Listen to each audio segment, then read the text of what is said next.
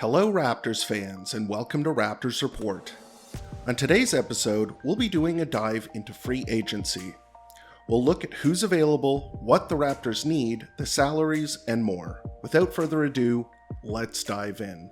Before getting into talking about free agents, I think it's important to discuss the Raptors themselves, and who they are as a team. The Raptors finished 5th in the Eastern Conference this season and have two current All-Star caliber players in Fred VanVleet and Pascal Siakam, a third borderline star player in OG Anunoby, and the reigning Rookie of the Year in Scotty Barnes, and two interesting prospects in Precious Achiuwa and Gary Trent Jr., among other assets. This young core of players represents a very solid basis for a team, and as a result, the Raptors don't have to hit a home run in free agency. I do believe that they do need to add a couple of other elements this offseason, and the front office apparently appears to agree with me. In his end-of-season address, Nick Nurse gave his wish list for this offseason. Number 1, he wanted bench depth. Number 2, he wanted catch-and-shoot players. And number 3, he wanted some additional rim pressure, which I think is a pretty good list.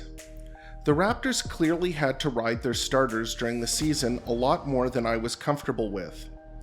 The Raptors shot under 30% from 3 during the playoffs, and a big reason for that was simply that the Raptors lacked the personnel to consistently knock down open three-point shots. Outside of Pascal Siakam, the team lacks rim pressure.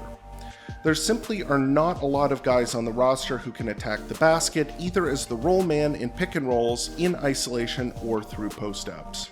One last thing I think the Raptors should look at to address is secondary playmaking and shot creation, and a large center for matchup purposes. So let's take a look at some of the options that might help address those needs in free agency. Firstly, let's look at the current Raptors who will be free agents at the end of this season. First is Chris Boucher. Chris Boucher has had one of the most up and down tenures with the Raptors in recent memory. Few players have run the gamut between please, for the love of God, get this guy off my team, and I don't know what the Raptors would do without him. But somehow Chris Boucher managed both, in the same season no less. Boucher started the 2021-22 season thinking that he was a sharpshooter, and it's at least understandable due to his strong shooting season the year prior. Raptors fans quickly realized that that was a statistical fluke, and unfortunately it took Boucher a little longer to come to that realization, culminating in a disastrous offensive performance against the Cavaliers in December, which he referred to as the wake-up call he needed to reinvent his game. And boy, did he ever reinvent his game. Gone was the play-breaking three-point chucking, and in its place came tenacious offensive rebounding, hustle, defense, and intensity. He limited his shot attempts to plays around the basket and open three-point shots in the corners, which helped his efficiency considerably. In the second half of the season, Boucher became the Raptors' most consistent bench player, with his strange combination of talents, height, and speed creating problems for other bench units.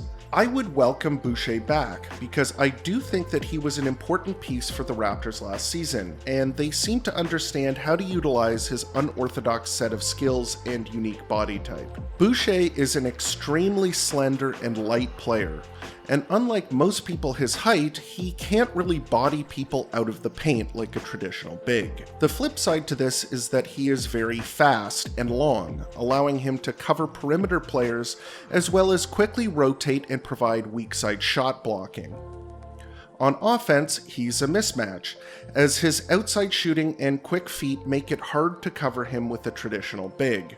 And once the opposing team puts a smaller player on him, he immediately cuts to the post for alley-oops and offensive rebounds. I think that other teams will be interested in him due to his strong per-minute stats, but he doesn't easily slot into a rotation due to his limitations. I think that most teams would rightfully view Boucher as a bench player, someone who can come in and create havoc, provide spacing, and act as a lob threat.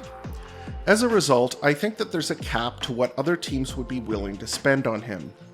I think that the Raptors can and should retain him if the dollar value is right. Next is Thad Young.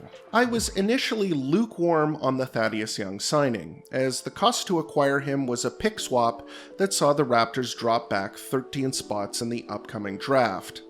On the flip side, Thaddeus Young showed that he was still a difference maker, playing some strong minutes for the Raptors both in the regular season and the playoffs. Thad has a funky looking game, with strange looking flip layups, a wind-up jump shot, little wrist flick passes, and other oddities that he's honed over his 1.5 decades in the NBA. At nearly 34 years of age, I don't think that the Raptors should or will have to break the bank in order to bring him back, and could perhaps do it on a minimum contract. I would be in favor of making a move like that, and if he continues to provide strong minutes for the next few seasons, it might take a bit of the sting out of the pick swap. Now let's move on to guys that I would like to sign, but will probably be either too expensive or their team will re-sign them. The first is Bobby Portis. Bobby Portis is on a super cheap contract that he will likely opt out of this season. Portis is a strong stretch big, and I think that the Bucks will commit to him long term as their center of the future, and if not, I believe he'll likely go for more than the MLE somewhere else. Next up is Victor Oladipo. Victor Oladipo erased the doubts about whether he could still be an impact player after his knee injury, and with his excellent play on both sides of the ball this season in Miami, I foresee him making more than the MLE and or resigning with the Miami Heat. Next up is Tyus Jones. With Ja Morant in and out of the lineup this season, the Grizzlies' Tyus Jones showed that he was one of the league's premier backup point guards. The Raptors would love to have him, but I expect many other teams will as well, and could view him as a starting guard, something that the Raptors will likely not be able to offer. There are a couple of other players, but to keep the list short, we're going to jump into the next section. Next up are the players that I would consider prime candidates for a big chunk of the MLE. The first player I would consider spending the entire mid-level exception on, or close to it, is Bruce Brown. There's an interesting story about Bruce Brown and the Raptors. Apparently, when Brown was still with the Pistons, Nick Nurse pointed at him and told Kyle Lowry to let him beat us, as in, don't pay attention to this guy on offense. Brown took umbrage with that statement, who wouldn't, and used that slight as motivation to improve his shooting. And improve he did. Bruce Brown is coming off his best season as a pro, scoring 9 points per game on 40% three-point shooting, grabbing 5 boards and dishing out 2 assists per game in only 25 minutes. Appropriately, Bruce Brown is also only 25 years old, and has the defensive chops to be a premier guard defender in the league. Brown is an unrestricted free agent, and in terms of fit, seems to tick all of the boxes that the Raptors are looking for. Toughness, defensive ability, and especially the ability to hit open catch-and-shoot three-point shots. Now, I have 2 concerns about Bruce Brown. Number 1, is his shooting sustainable? 40% from 3 is a very good mark, but the volume is low, and he was playing next to 2 players who demanded extra attention in Durant and Kyrie, meaning that the majority of his three-point attempts were wide open. The intangibles that Brown brings to the table definitely go beyond the box score, but without a consistent three-point shot, his value as a role player is less appealing. Number 2, will he stay in the Raptors' price range? The Raptors, as a non-tax-paying over-the-cap team, will have access to the full mid-level exception, which is about $10 million per season. Ideally, Bruce Brown could be had for at or under this amount. Bruce Brown had a strong playoffs, and with the number of eyeballs watching Durant and Kyrie, his contributions definitely did not fly under the radar. Could he be too expensive to acquire? Next on the list is Otto Porter Jr. Vision 6'9" calling.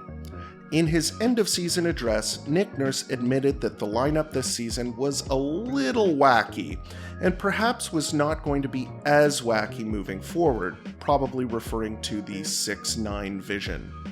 But if you wanted to see Vision 6-9 through to its logical conclusion, Otto Porter Jr. might be a guy that could help make that work, and I think should be available for around the MLE this season. One of the Raptors' issues this season was a lack of shooting, especially when they went with the big lineups that gave them their trademark 6-9 look. Otto Porter Jr. is a career 40% three-point shooter, and he's also a rugged physical defender who can guard multiple positions. Earlier in his career in Washington, Porter was viewed as a potential two-way star player, but after getting a big contract from the Chicago Bulls and struggling with injury issues among other things, the hype started to wear off. He's had a good season with the Golden State Warriors, and if the Raptors want to stay weird, he would be the guy that I would target this offseason. Next up is Jalen Smith. Jalen Smith is a very intriguing player in an unusual situation in Indiana. Due to intricacies within the CBA, and because the Suns declined the option in his rookie contract, the Pacers cannot offer him anything that exceeds his current, roughly $5 million contract in free agency. After a very successful second half of the season with the Pacers, the athletic 21-year-old is almost assured to exceed that dollar value and leave in free agency. Smith is an athletic, fluid 6'10 forward with a plethora of skills. Nick Nurse alluded to wanting rim pressure on offense, and Jalen Smith definitely fits the bill, being a strong pick-and-roll partner, able to roll to the basket or pop out to the three-point line. He showed a nice touch from beyond the three-point line, averaging 37% from three on almost 4 attempts per game with the Pacers. The situation with Jalen Smith is very unusual because most rookies, due to the very team-friendly nature of rookie contracts, do not have their rookie options declined unless they seriously suck. But the Suns under Robert Sarver are very spendthrift, and as a result, a 21-year-old player with very intriguing upside is now available on the open market, with the Pacers unable to match any realistic offers.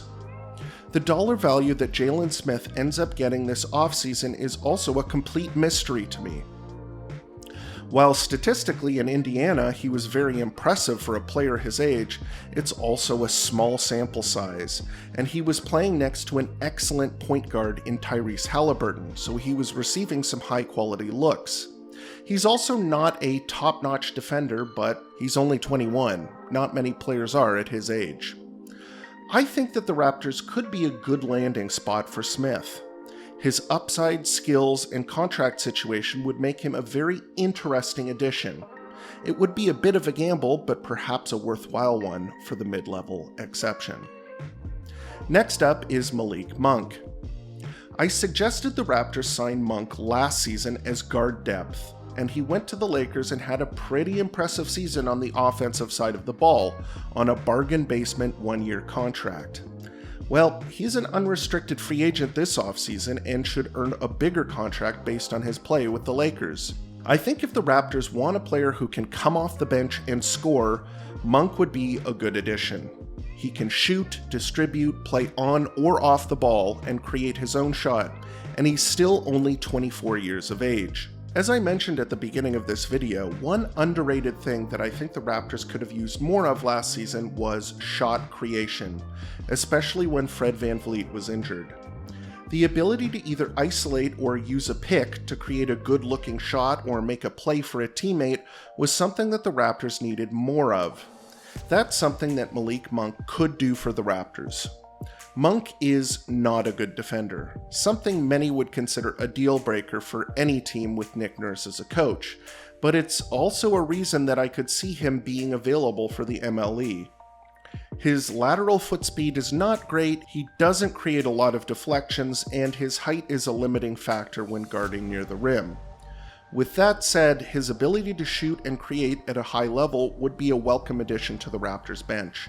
And at only 24 years old, there's still some potential upside left to explore there as well. I expect Monk to make something at or around the MLE, meaning that the Raptors could be a landing spot for him. Next up is the Savvy Vet section. who are players that I believe will be available for under the MLE. First up is Nick Batum. Nick Batum has had a weird career. He made his debut in Portland during the Brandon Roy years, and along with Roy, Aldridge, and Greg Oden was one of the reasons people were so excited for that young core. Unfortunately for Portland fans, injuries cut that team down before it even had a chance to grow, and Batum, a long, sweet-shooting forward with a heap of potential, was offered a big contract by the Charlotte Hornets that the Trailblazers decided not to match. There were some who thought that Batum was on the verge of becoming a star player, but that never really materialized. Batum's career in Charlotte was generally considered to be a disappointment, in large part due to the contract, but he's still a good role player. Batum is a tall, rangy forward who can guard multiple positions, and on top of that, he is a strong three-point shooter on good volume. Sounds like someone who would fit right in on the Raptors. At 33 years old, Batum is getting up there, but a contract at around $5 million per year for a few seasons seems like it would make a lot of sense for the Toronto Raptors. Next up is DeLon Wright. Could Toronto potentially welcome back a former Raptor this offseason? Longtime Raptors fans might remember that for a while there was actually a bit of a debate about who was going to be the better player, Fred VanVleet or DeLon Wright. Many people thought that trading Wright was the wrong move. Well, it turns out that the Raptors made the correct choice in keeping Fred and dealing DeLon. After being dealt as a piece in the Marc Gasol trade, DeLon bounced around the league, never quite managing to stick with any team for very long, and his minutes have fluctuated along the way. This might give you the impression that Wright isn't very good, but I still think that he's a decent player, and he's even managed to learn to shoot, averaging 37% or better from three over the past few seasons. DeLon is not a typical guard that you can just give the ball to and tell him to score.